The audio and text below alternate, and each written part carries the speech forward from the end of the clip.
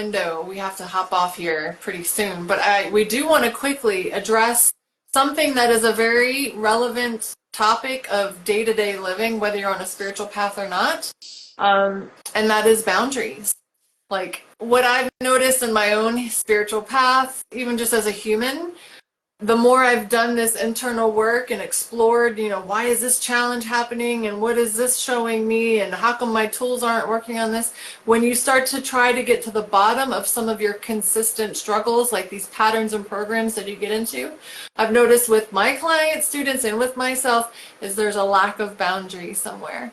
And we live in a world, and I'm not shaming parents, but we live in a world where as small children, it's tough to raise children and you want to have them have a good head start and be safe in this world. So there's ways that we raise our children to kind of doubt themselves, to not feel confident, to even know who they are, why they're feeling what they're feeling, and being told that they shouldn't feel that way. I'll give you something to cry about. You shouldn't be upset about that. And so because we give these messages to these small children, or we go make them hug a room full of adults that they either don't know or probably don't want to hug, but they feel like they have to be polite.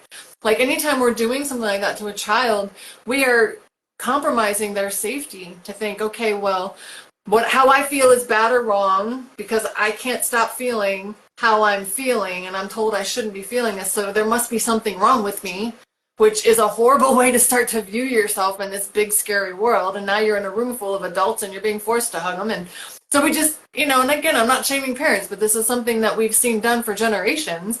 And now we have adults who have, from the very beginning, not been given permission to develop a solid sense of who I am, what I want, what feels good to me, what doesn't feel good to me, and how to make decisions on my own behalf. And so we have an entire life, a personality, a world that we've created based on these either really drippy boundaries or sometimes over aggressive boundaries where we're just so hard that we're kind of like bulldozing other people.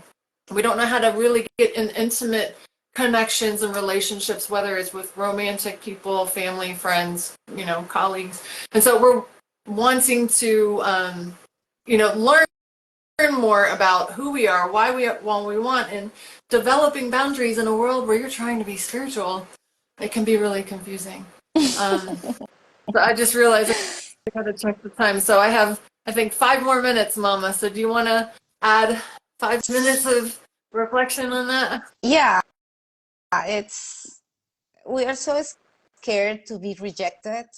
We want so much to belong, to be accepted, to be loved at the end, that we think that if we put boundaries and we say no sometimes, we're not going to be loved. We're not going to be accepted. We are going to be rejected. And the truth is that most of the time, if we put boundaries from a space of love, we are going to be accepted and loved, and the experience will be completely different than we think it's going to be. The problem is that we don't know how to set boundaries. We usually set boundaries from a fear-based space. And of course, the other person feels threatened, so that the other person reacts. And that's when the friction is created. But if we learn how to connect with the heart, with love, and from there start setting boundaries from the heart, the other person is going to receive it in that way. Maybe not at the moment, but maybe later. But the experience is going to be different. So that's important, learning how to set boundaries from the heart. And to do that, we need to stop. We need to breathe. We need to connect. And then we need, okay, now I'm going to talk to this person and set my boundaries, right? I feel this is the way. The thing is that we don't know. We don't have the tools. Nobody taught us how to do this, right? Right.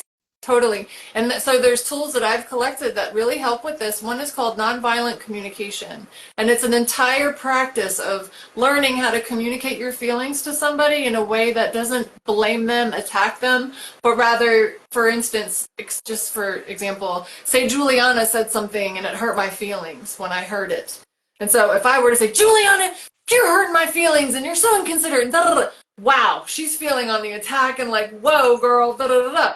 But if I say to her, Giuliana, when you said this, that, and the other thing, I really felt pain in my heart, or just like really hurt. And could you help me look at this? Could you help me understand? When I say it that way, that's going to open her heart. Are you kidding me? When you love or care about someone and they approach you in that way, guard down, heart open, heart, arms ready to hug, right? Like that has a very different response to the person that you're speaking with. But I want to PS here that we are normalizing a way of codependent engaging with people. And that's where you hear the empath narcissist bond, which is so reflected of one another. That there are some times where, like Giuliana is saying, you share your boundaries from your heart. The person vibrationally is going to pick that up from the heart. But there are going to be people who are going to be triggered, pissed, and aggressive no matter how you try to set your boundaries.